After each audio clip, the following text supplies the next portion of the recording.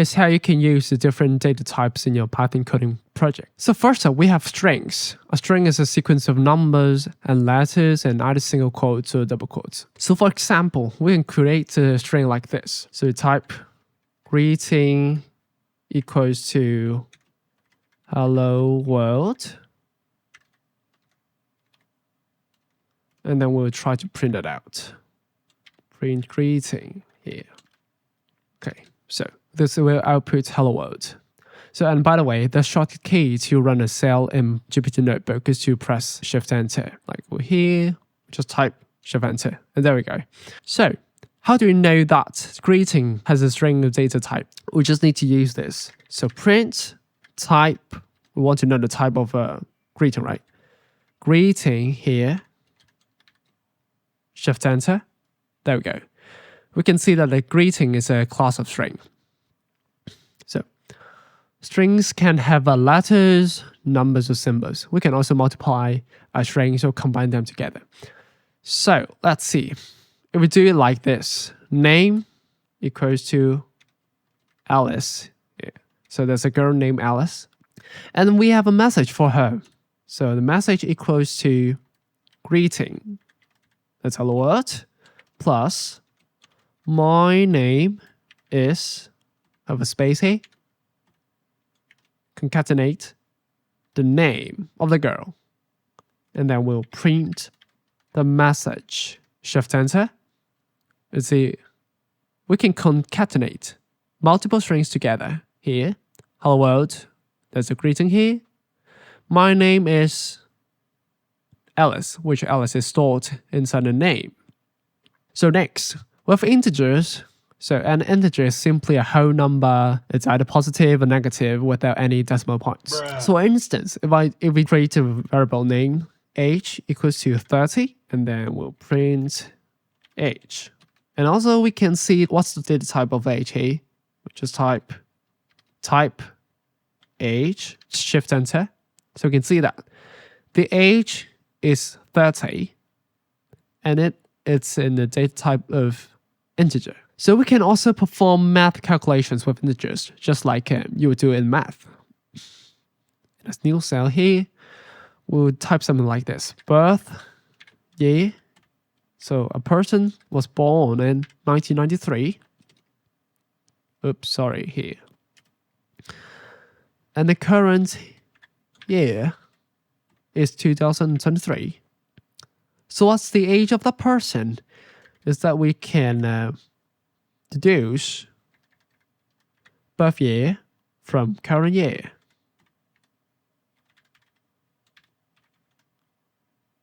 We'll print that out. Shift Enter. Oh, sorry, typo. We need to do is here. Should be a negative sign. Let's go again. Yeah, that's 30 years. The person is 30 years old. We can also talk about float the data type. So float are numbers that included decimal points. They can represent more precise values compared to integers, right? So here, let's say we have a product that has a price of $19.99. We can print that out. We can also see the data type of price here. Shift Enter. You can see that because it got the decimal points right here, right? So Python will deduce it as a double, as a float. It's not an integer. So just like integer, we can do math calculations on floats too. Let's say we want to have a discount on this item. Let's see, on this item, yeah, here. With a discount of, let's say we deduce 10% of the price.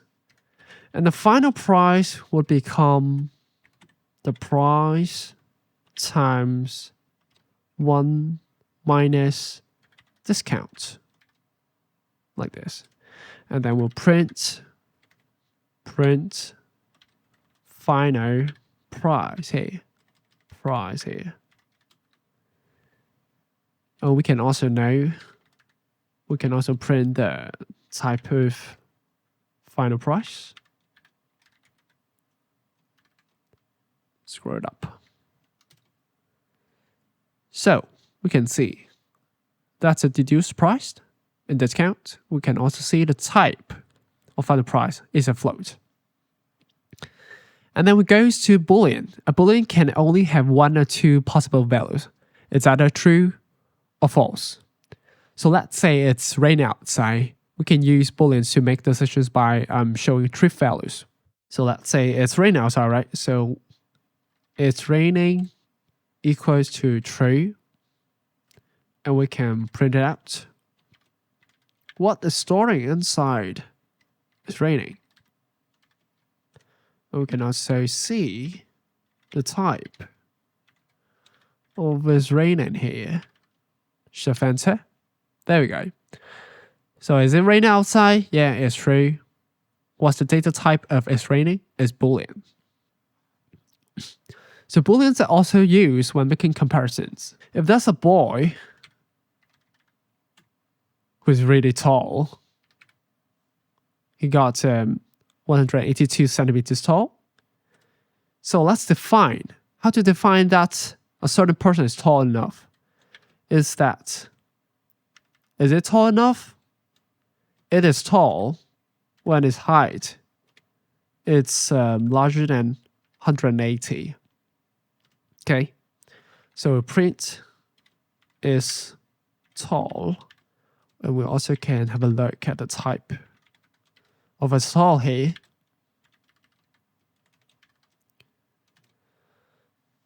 There we go. So we can see that because the height is equal to 182, right?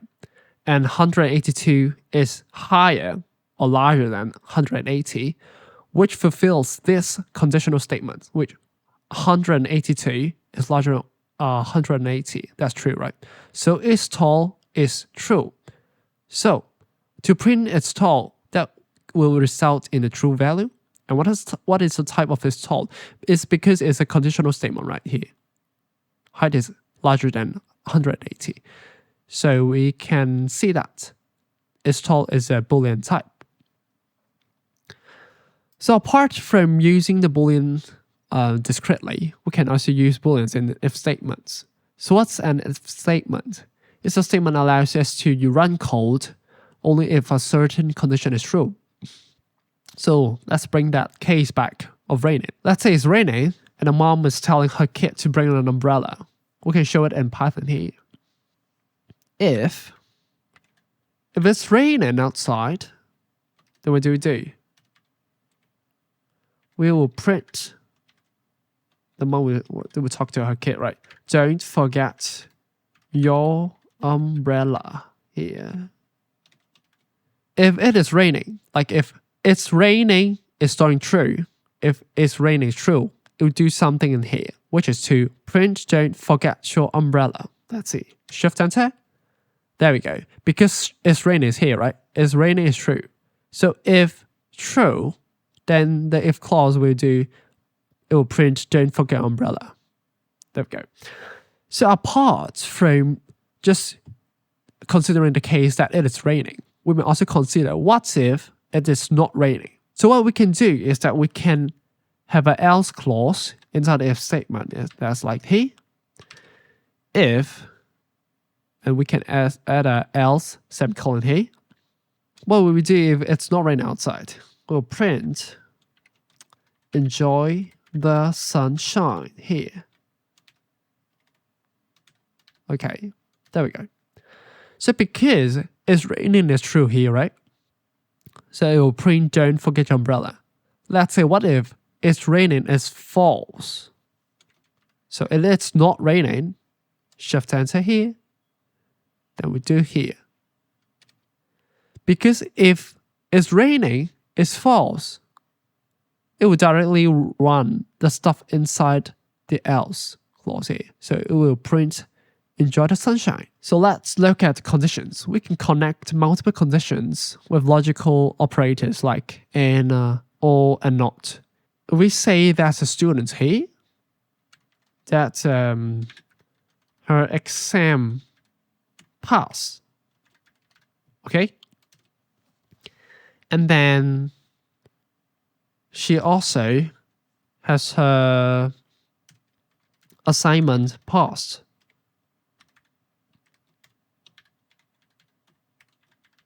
Okay? So that's a student that got her final exam pass and also her assignment passed too. Both of them are true. So let's say a school wants to determine whether she will be able to go into the year 2 or next class. We'll use this if statement here. If final exam is pass, is true, and assignment is also pass, then we'll print you are promoted to year 2. Shift enter here, you're promoted to year 2. So because we can see that the girl has both final exam pass and assignment pass is true. When both conditions are true, because it is an AND statement, right? So the if clause will only do what's inside it when both of the conditions are true at the same time. So let's see if we try with another student that he doesn't pass in the final exam, but he did well and passed the assignment. What will it give? It will give nothing because the conditions here is false, but we didn't include the else statement. So to include the else statement is here, else. What happened is to print,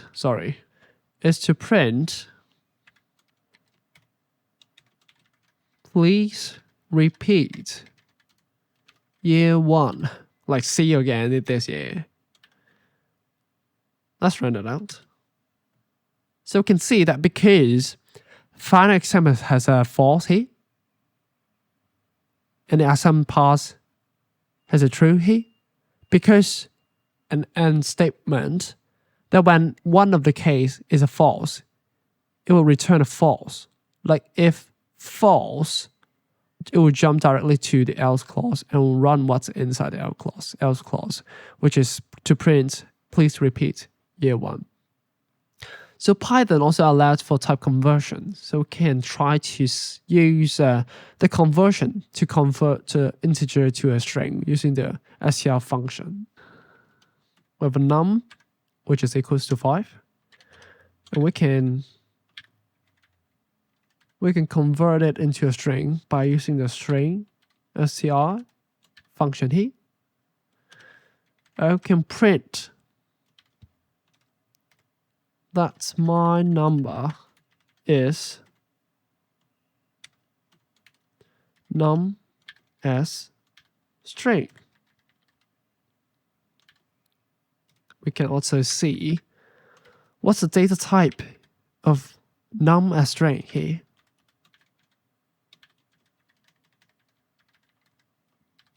Here, shift enter. So my number is 5 because number is 5 right here.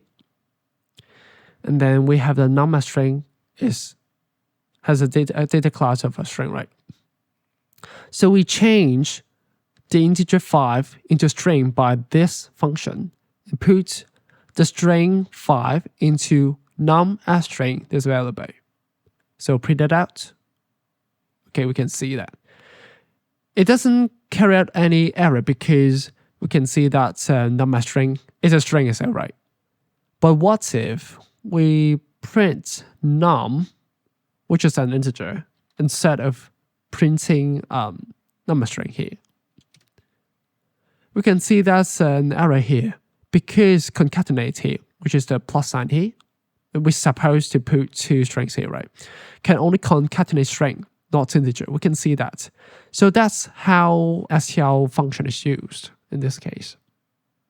We can also convert a string into a float. So let's see, we have a height of string here equals to 5.9. Remember the semicolon, right? because it got the same color. So height string is a string.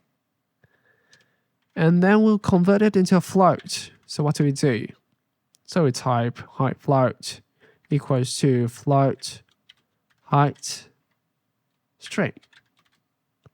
And then we'll print it out. Height float. You can also see the typing.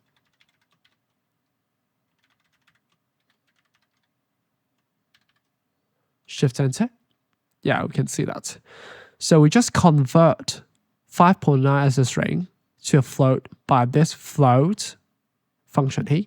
And then what's the data type of height float? It is a float here. Now you know the data type in Python. Please watch this video next to learn about Python loops. See you there.